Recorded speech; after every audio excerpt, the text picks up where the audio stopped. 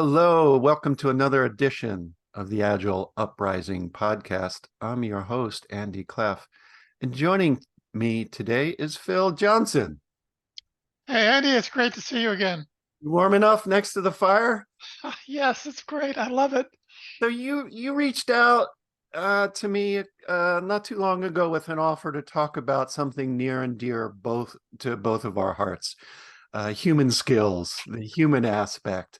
Mhm. Um, Before we dive into the topic, how'd you find us? How'd we come up on your radar? How'd you see Oh, Campfire? I yeah, I'm always looking for opportunities to talk about the value and importance of developing and mastering our human skills, especially when we're facing things like AI and other challenges. Yeah, I love it. So I've got some lines of inquiry for us to explore. Uh, as we mentioned before the show, our listening audience is largely people in the field practicing, coaching, supporting teams, systems, organizations, leaders, ICs, the full range of humanity. And the stories we share around our campfire um, both bring laughter and tears. And Sure. a common refrain, and I don't know where we'll go with this, is either leadership is the problem or leadership is the solution. And maybe it's not so simple as one or the other. Maybe we need to roll that coin and land it on the edge. So Sure. so help um explain the concept of leadership, inspirational leadership, not by position, but by position and or influence, how it relates to emotional intelligence. And then here's the big thing: how do coaches incorporate these principles into their practice at coaching at the team and the leadership level? Well, that's quite a few questions. Let me start out by saying leadership's not a position, it's a choice. And it's a choice that we all need to make. And the real test of leadership is that our actions and results inspire followers. Mm, So if you need a title to get people to follow you, you're not a leader. right. You're simply using position-based power to control and manipulate others. So leadership and emotional intelligence are connected in that they inspire trust. They inspire deeper relationships. They inspire higher levels of engagement, higher levels of awareness. And that's important to coach anybody. You have to have a relationship of trust for people to be willing to allow you to help them.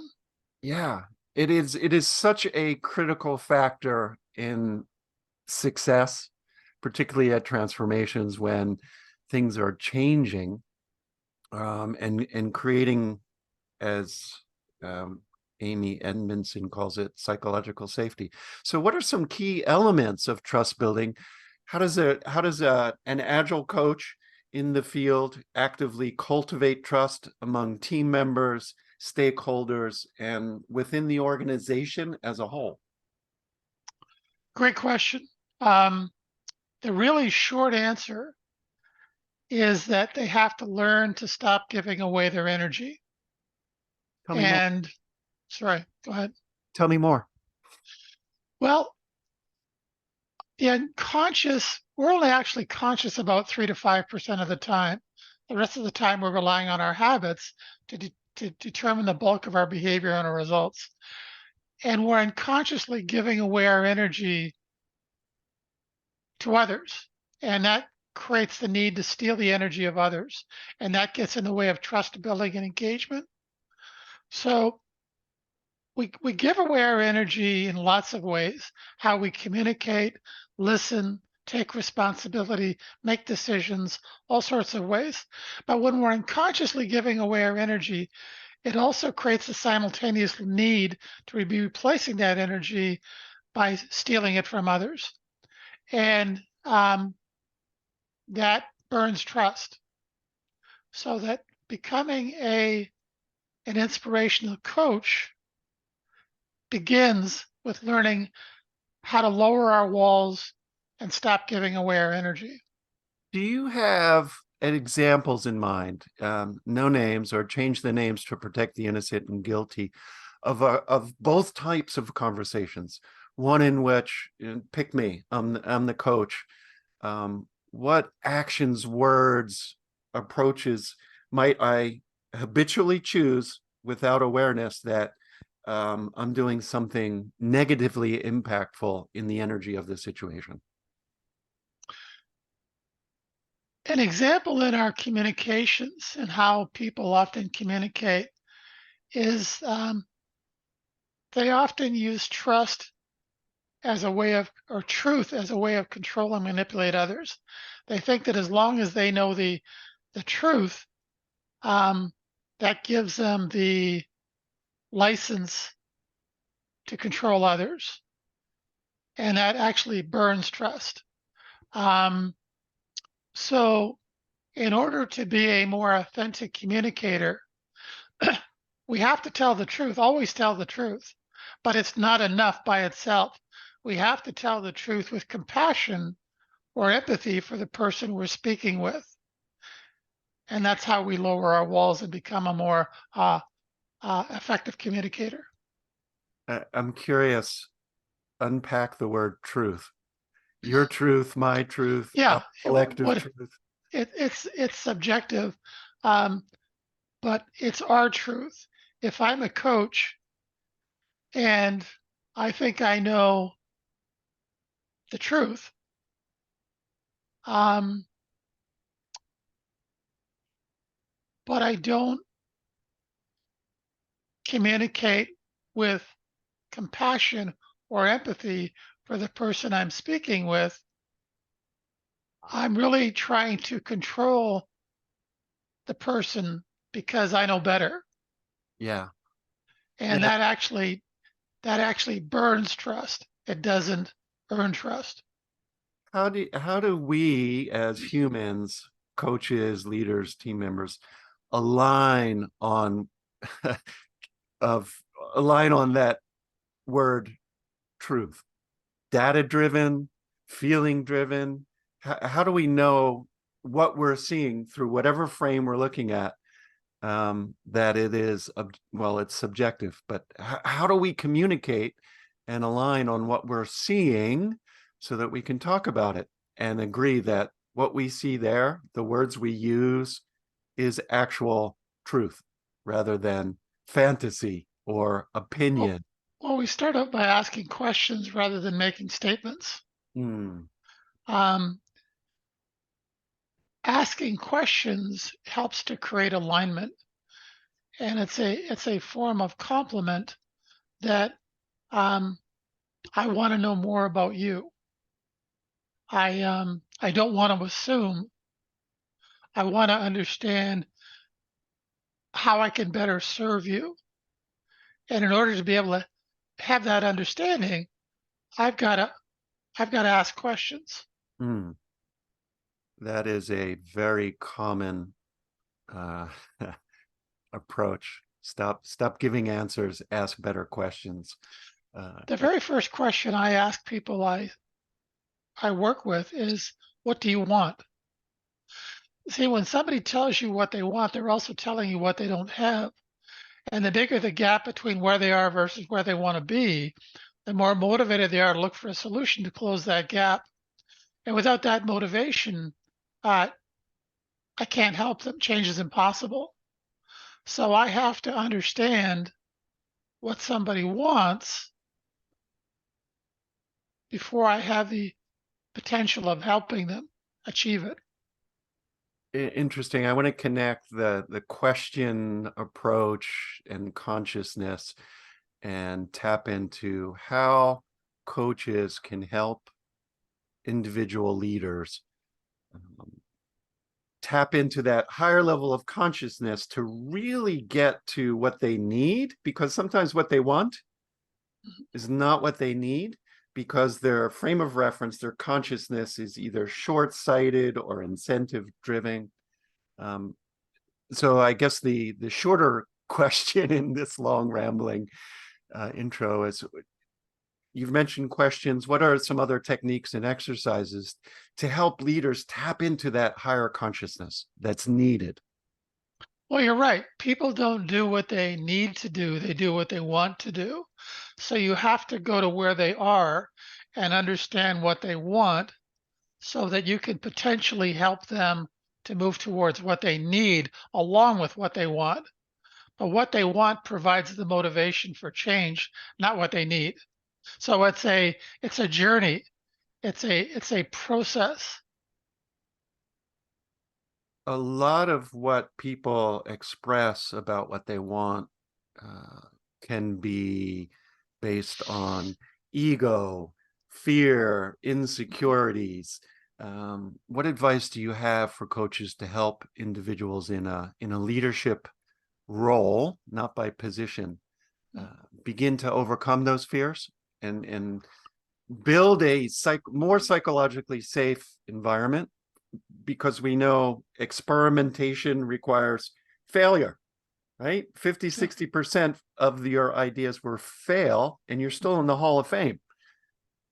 It has to be safe. Yeah, the motivation there's only two sources of motivation that will cause us to be willing to leave our comfort zone in pursuit of better results. One is pain, the other one is passion. But for the most part, the motivation for most people is pain, either avoidance or removal. So you want to understand what their motivation is to do the work that change requires, because we have to be willing to leave the perceived safety of our comfort zone in order to in order to obtain better results. And one of the challenges with that is, and this gets to emotional intelligence, that whenever we leave our comfort zone, there's a part of our old lizard brain called the amygdala that doesn't want us to do that. And it automatically triggers a release of a hormone into our bloodstream called cortisol. Right. And that causes the executive center of our brain to shut off, and we go into what psychologists refer to as an amygdala hijack. Some people lash out, some people run away, some people freeze like a deer in the headlights. And when that happens in conflict situations, people die. When it happens in business or personal situations, relationships die. We burn trust. So as an analogy, if you think of your amygdala as a very frightened 4-year-old child, the development of our emotional intelligence acts like a big brother or a big sister to quiet the amygdala response down and better enable us to feel the fear and anxiety that change and innovation always triggers in us, and be able to move through it towards what it is we're trying to achieve, as opposed to allowing that fear and anxiety to keep us trapped in our comfort zones. I love the analogy of the 4-year-old child, because that brings in the personal history, positive and negative, that influences the behavior. There's some interesting studies that came out a few years ago, 2020 maybe. I'll put them in show notes.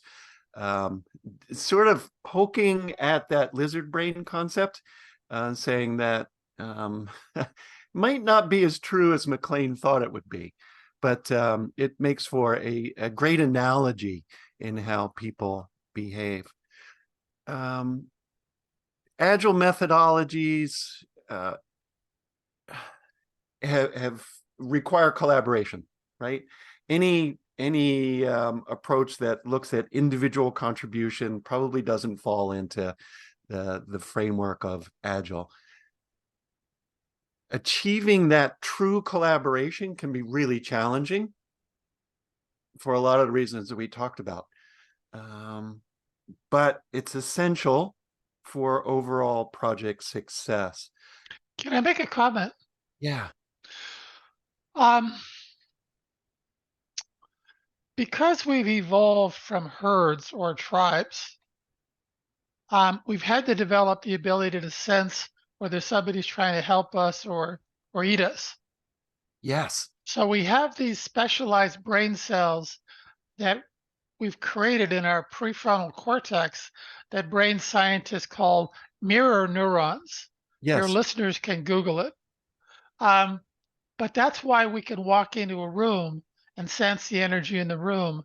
That's why when we're having a conversation with somebody, we can sense whether somebody's trying to help us or hurt us. So that as we learn to stop giving away our energy, as we learn to lower our walls of resistance, judgment, and attachment outcome, people will automatically sense that they can lower their walls and be more of who they truly are around you. And that creates a higher level of trust and engagement. Let me give you an example, if you don't mind.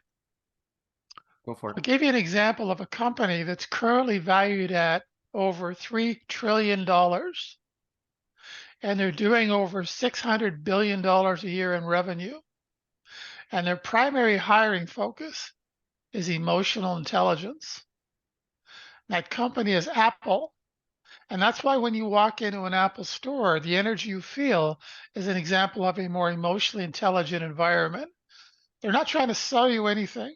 They're trying to understand your pain and, if possible, offer a solution to your pain. They want you to have a great experience. And maybe you'll tell your friends and they'll tell their friends. And if you think about it, the way you feel in that environment is very different from the energy coming out of the stores surrounding that environment. Indeed. So because of we're facing a tsunami of rapidly accelerating global change.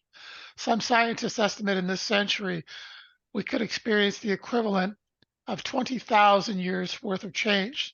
To put that into perspective, a 10-year-old today, by the time they're 60, will experience the equivalent of a year's worth of change in 11 minutes. Wow. So, and we've got a 500 million year old brain that doesn't like change. So that the development of our emotional intelligence to be able to deal with the fear and anxiety that change and innovation always triggers in us represents the future of individual and organizational change. You're speaking of change in technology and two very different situations. Me walking into a physical Apple store with the environment carefully created versus me walking into a two-dimensional Zoom meeting with 25 people. Mhm. Can you share some practical techniques for tapping into the energy and reading the room when we see each other from sternum to crown? Sometimes cameras aren't on. Micro expressions, you can't read all 25 when we're in Hollywood Squares. What do we do in this rapidly Smile, changing? smile. When we smile, we're sending a signal. We're actually creating what's called a limbic system lock. We're creating a connection emotionally with the limbic part of our emotional part of our brain, the limbic part of our brain. Um, we're sending a signal that you can trust me. I'm not trying to hurt you. And if you think about it, and this will be interesting for our listeners or our viewers, that when we're in really toxic environments, when we're in really environments where people are trying to control and manipulate others to steal their energy, there's not very much smiling going on. There's a lot of seriousness going on. See, seriousness is a disease that can be cured. And the more we learn to stop giving away our energy, the more fun we have. Um, so getting better results doesn't require us to be serious. It requires us to stop giving away our energy and have more fun, play. Getting better results through smiles with Phil Johnson. The I, title of the I love it. episode. I love it. I make a commitment here on the air and in front of you, Phil, to smile more. I imagine I have forgotten. I have a colleague, shout out to Gina if you're listening, who a long time ago sent me this, and it's sitting up next to my camera, and I think I need to move it because it's been sitting there for a year and I no longer see it. But thank you, Phil, for the reminder that Can I make a comment? anytime, that's why we're here. We don't have to focus on smiling. By simply learning to stop giving away our energy and lowering our walls, the smile just resurfaces.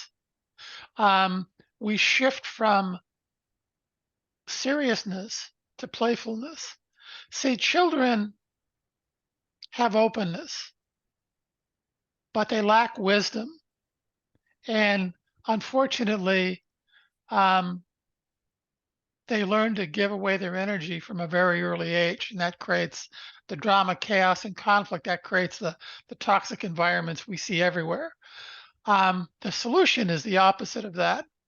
It's learning to stop giving away our energy, and when we do that, the smile comes back, but this time with the wisdom of a master. See, children have openness, but they lack wisdom. But as we learn to develop and master our human skills, we get back to that openness we had as a child, but this time with the wisdom of a master. I love it. Well, we're coming up on the end of the time box here. Is there anything that you'd like to add? Something I didn't ask, something I didn't explore? I think the only comment I would make to the viewers is to bet on yourself by developing your emotional intelligence. The ROI is massive. And let me just say that there was a 40-year study done at UC Berkeley comparing IQ with EQ. And they concluded that emotional intelligence was 400% more valuable in determining success than intellectual intelligence. And that's going to become even more true as we move forward.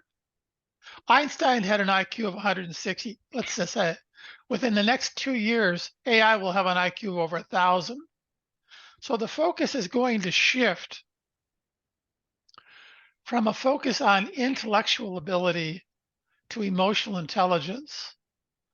So not everybody can have 160 IQ, but everybody can develop their emotional intelligence.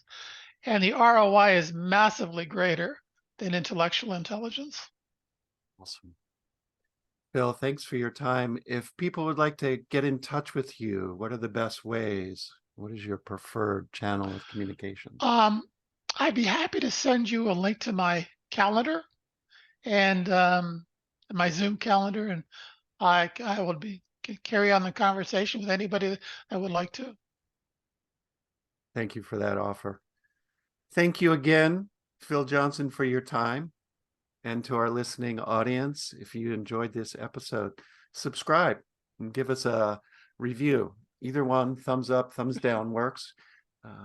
We listen.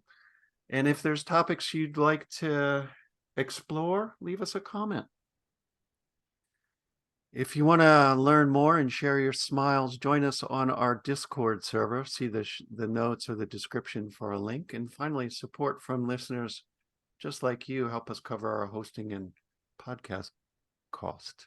So again, see the show notes for a link to Patreon, where you can subscribe for less than a coffee a month. And at a higher level, you'll get some great swag in the mail.